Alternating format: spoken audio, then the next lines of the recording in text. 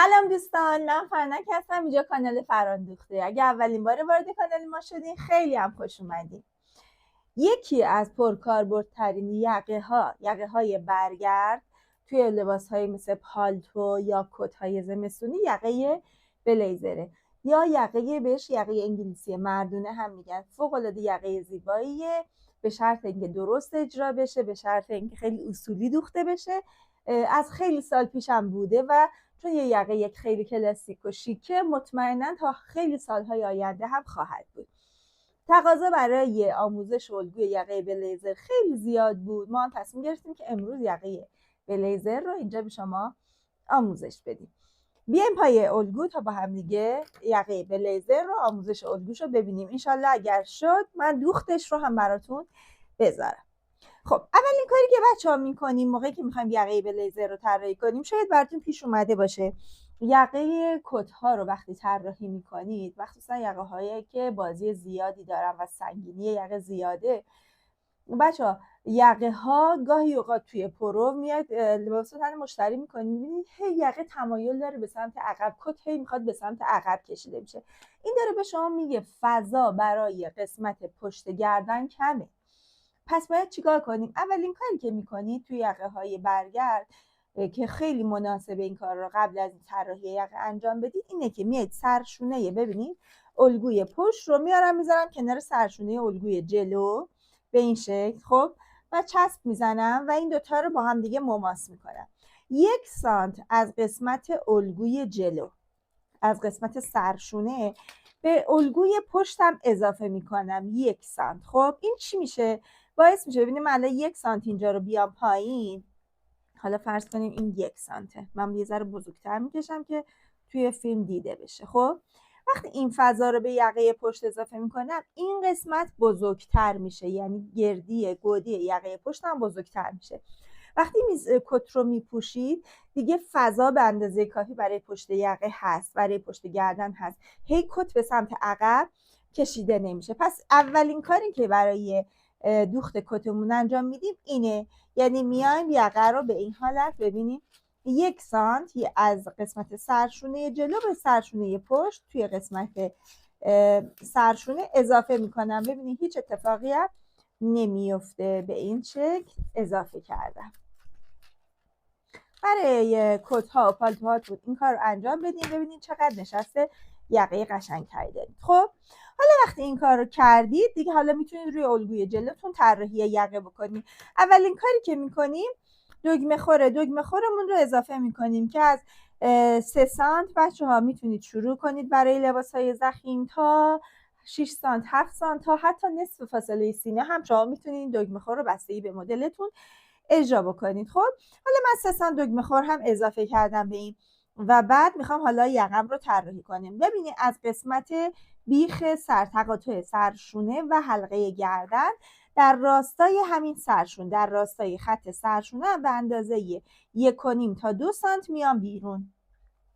1.5 تا 2 سانت اومدم بیرون و به قسمتی که میخوام بازی یقم باشه وصلش میکنم. اگر که ما چون میخوایم الان یه یقه خیلی باز تا خط کمر داشته باشیم، ببینیم وصل میکنم به 3-4 سانت مونده به خط کمر، به خود خط کمر وصل نمی کنم. پس این رو میام به اینجا وصل میکنم و در نهایت هم دگمه خورم رو ببینید یه ذره اونورتر میرفتم، دگمه خورم رو قطع میکنه. پس به 3-4 سانت بالاتر از خط کمر و در نهایت هم دگمه خورتون رو قطع کنید. ببینید چقدر باز شکست یقه من بزرگ شد. در چنین مواقعی شما حتما باید لقی بگیرید. خب هر چقدر که طول این شکست یقتون هست تقسیمش میکنیم به عدد مثلا 15. هر 15 سانت بچه‌ها نیم سانت شما باید لقی بگیرید. مثلا اگر اینجا بازی یقه من شکست یقه من 45 سانته، 3 تا نیم سانت یعنی 1.5 تا 2 سانت من باید لقی بگیرم. حالا این لقی رو شما میتونید در طول این شکست یقه مثلا هر 15 سانت نیم سانت بگیرید و این رو دیگه بزرگیش رو، بلندی اون لقی رو دیگه زیاد نگیرید، 3 تا 4 سانت همینجا ببندید. چون دارید کوچولو کوچولو لقی میگیرید دیگه لازم نیست به نوک سینه وصلش بکنید. خب همینجا هم ببندینش دیگه کافیه. یا یه دونه لقی بگیرید، اون یه دونه لقی رو مثلا 1.5 تا 2 سانت بگیرید و میارید به کجا وصلش میکنید؟ به همین قسمت نوک سینه وصل میکنم. پس یه خط میکشم به اندازه 1.5 تا 2 سانت دور این خط، ببینید به این حالت لقی میگیرم و بعد این رو میبندم. لقی رو حتما باید این لقی رو بگیرید بچه‌ها، به خاطر اینکه بازی یقم خیلی زیاده و وقتی بازی یقم زیاد باشه اصلا نشسته خوبی نداره، یعنی قسمت این وقتی یقه میخواد بیاد روی هم این قسمتش اضافه پیدا میکنه. حتما این لقی باید بسته بشه و بعد از اینکه این لقی رو بستم دوباره میام خط شکسته یقم رو بچه‌ها دوباره میکشم. حالا چون من دوباره فکر کنید این شکست یقم رو دوباره میکشم، به این حالت میشه این شکست یقه جدید. چون یه خورده الگو اینجوری شلوغ میشه و من میخوام الان به شما آموزش بدم، من این الگو رو، این قسمت لقی و این قسمت انتقال سرشونه رو میذارم کنار، میرم روی الگوی دیگه و فرض میکنیم من تمام این کارا رو کردم. یعنی فرض میکنیم خط شکست یقم رو اول کشیدم، لقی گرفتم، اصلاحش کردم، دوباره کشیدم و حالا ادامه آموزش رو روی اون الگو بهتون نشون. چون الان بخوام روی این الگو ادامه بدم یه خورده خطا رفته توی هم دیگه، ممکنه گیجتون کنه. پس اول تا این مرحله رو انجام میدید. اینو میذارم کنار، یه الگوی پاک تمیز دیگه میارم. اول بازی و دگمه خور رو و بازی یقش رو رسم بکنم. بچه ها ببینید الان فرض میکنیم که من این الگوم رو لقی با شکست رو هم گرفتم، همه کاراشو کردم، میریم که ادامه طراحی الگو رو داشته باشیم.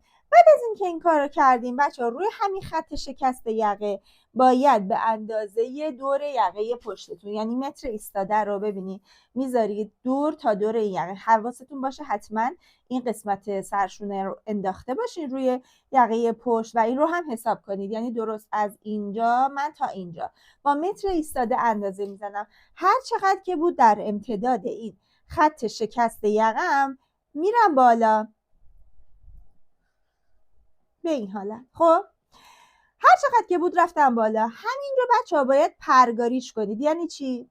ببینید من مثلا الان 10 سانته، عدد 10 هم روی این نقطه است، صفر هم روی این نقطه، یه ذره میچرخونم باز عدد 10 هم روی این نقطه است، یه نقطه اینجا سر صفر میذارم، باز یه ذره دیگه میچرخونمش. ببینید در اصل انگار یه دایره دارم میزنم، خب که سر پرگارم رو گذاشتم روی این نقطه و دارم میچرخونم و همینجور فاصله 10 سانت رو حفظ کنم، یعنی تمام این نقاط فاصلش با این نقطه همین 10 سانته.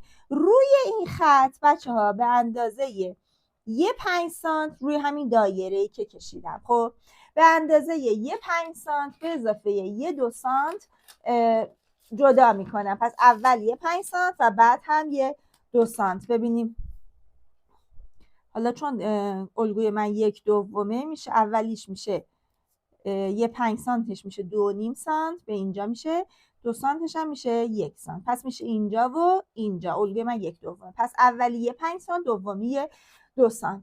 5 سانت میشه برگشت یقم و 2 سانت هم میشه پایه یقم. بعد میام این قسمت 2 سانت رو بچه به گودترین قسمت یقه گردنم، حلقه گردنم وصلش میکنم. ببینیم به این شکل نگاه کنیم، به گودترین قسمتش آوردم وصلش کردم. بعدش از اینجا از این فاصله از سر سرشونم خب به اندازه همون فاصله پشت یقه پشتم، یعنی اندازه پشت یقمون که گرفتیم میرم بالا. پس اول اومدم از 2 سانت به گودترین نقطه گردنم وصل کردم و بعد از روی سرشونم اندازه میزنم که مطمئن بشم به اندازه پشت گردنم. ببینید این ادامه پیدا میکنه، میشه اینجا. همینجوری که خطکش رو گذاشتم به اندازه 7 سانت هم عمودش میکنم به این سمت. درست شد؟ میشه اینجا. پس این فاصله باید با اندازه 2 پشت گردنم یکی باشه و بعد 7 سانت هم عمود میکنم. 7 سانت رو که عمود کردید بچه‌ها یه چند سانت اولش رو ببینیم، به اندازه 2-3 سانت اولش رو صاف میایم و بعد میریم سراغ اون وقت طراحی یقمون. بهتون میگم موقع بعد چی کار بکنیم. تا اینجا که پیش رفتیم، از محل تلاقی خط شکست و حلقه گردنمون به اندازه 4 تا 5 سانت میایید پایین. خب و بعد خطی رو عمود میکنیم توی این نقطه. حالا این دیگه میشه پهنای یقه ما که میتونه بین 8 سانت بچه‌ها تا 10 سانت باشه. این دیگه واقعا سلیقه‌ایه، بستگی داره. اگه پالتو میدوزی میتونی یه ذره پهن‌تر هم در نظر بگیریم، ولی اگه کته حالا خیلی هم پهنش نکنید. هر چقدر که این فاصله پهنای یقتون بود نصفش میکنید و جای نصفش رو علامت میزنیم. مثلا برای من الان نصفش اینجاست. خب از این انتهای یقم به اندازه 2 تا 4 سانت. این کاملا بچه‌ها سلیقه‌ایه که میخوام الان اون قسمت تیزی نوک یقه بلیزر رو طراحی کنم. میرم بالا و بعد به این نقطه وصل میکنم به این شکل. خب از این نقطه محل تلاقی شکستن و گردی گردن من به اندازه 1 سانتی متر میام پایین و به اینجا وصل میکنم به این شکل و 2 سانت هم ادامش میدم. همین رو 2 سانت هم ادامش دادم. خب حالا ببینید از این نقطه وصلش میکنم به انتهای شکست یقم. فقط سعی کنید که به صورت پر ورش دارید. ببینید با یه خطکش منحنی که کارتون خوشگل تر بشه. ببینید به این شکل این قسمت تیزی یقه بلیزرم رو. حالا اگر میخواید که قسمت بالای یقتون به قسمت پایین یقتون وصل بشه که از همینجا به اندازه 1-2 سانت میایید داخل و یقه تیکه بالاتون ترمیم کنید. اگه میخواید یه کوچولو فاصله داشته باشه 1-2 سانت رو که اومدید داخل، میتونید بچه‌ها به اندازه 0.5 سانت هم برید، 0.5 سانت تا 1 سانت برید بالا، یه خط دیگه بکشید به این نقطه و بعد طراحی کنید. ولی من میخوام به هم دیگه وصل باشه، نمیخوام خیلی فاصله داشته باشه. وقتی میخواید این قسمت کار رو طراحی کنید یه مقدار اولش رو بچه‌ها به این حالت خالی تر برمیدارید. خب و بعد بقیه کار رو پرتر برمیداریم. ببینید به این شکل.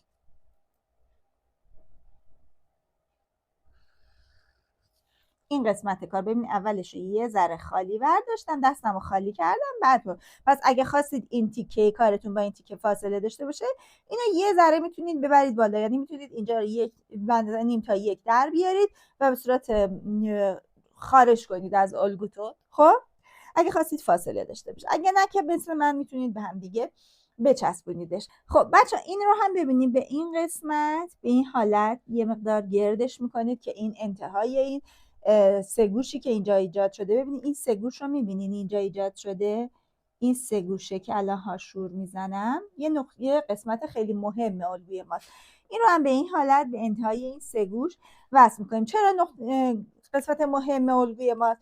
چون باید هم توی سجاف هم توی یقه اصلی بالا یقه و هم کار اصلیمون حضور داشته باشه این سه گوش. ببینید از این نقطه من به اندازه 5 تا 6 سانت میرم داخل، از انتهای کارم به اندازه 6 تا 7 سانت میام و یه خط صافی میکشم. به این حالت ابتداش رو خط صاف میکشم و بعدش رو ببینید به این حالت منحنی میکنم. این قسمت میشه بچه‌ها سجاف من که این سه گوشی که الان گفتم هم تو سجاف هم تو کار اصلی هم تو بالا یقه باید وجود داشته باشه. ببینید الان من اینا رو برای شما پوستی کردم که بهتر هم ببینید. بذارید این تیکه یقش رو هم اینجاست. ببینید الان این قسمت سجاف منه بچه‌ها. نگاه کنید این قسمت سه گوش میبینید درش حضور داره. این قسمت کار اصلی منه که باز این قسمت سه گوش توش وجود داره و این هم قسمت بالا یقه منه. ببینید باز این قسمت سه گوش توش وجود داره. این قسمت سه گوش خیلی مهمه توی الگوی شما و کارتون رو فوق العاده قشنگ و زیبا میکنه و نشست خیلی خوبی به یقتون میده. فوق العاده یقه زیبایی، فوق العاده یقه راحتیه توی دوخت. اصلا نگران دوختش نباشین چون فوق العاده راحته. یه سوالی که بچه‌ها از من میپرسن، میگم ما توی بعضی از متدها میایم الگو رو که کشیدیم این قسمت عوضمان میدیم و یه مقدار باز میکنیم پشت یقه. ببینید همین پرگاری که ما میکنیم در اصل داریم یه ذره میچرخونیم بالا یقه رو. عین همون کاره، فرقی نمیکنه چه شما بیاین پرگاری بکنید چه تیکه بالا یقتون رو به برش بزنید و عوضمان بدین، جفتش یه کار انجام میده. هر دو متد هم درسته. اینم از آموزش یقه بلیزر. امیدوارم که خیلی مورد استفادهتون قرار بگیره، باهاش پالتوها و کتای خیلی شیکی برای خودتون بدوزین. انشالله که توی فرصتی حتما آموزش دوختش رو هم اگر بتونم براتون میذارم که دیگه حتما توی دوختم به مشکل بر نخوره و بتونین خیلی کار شیکی از داخلش در بیارین. دوستتون دارم. تا آموزش بعد، خدا نگهدار.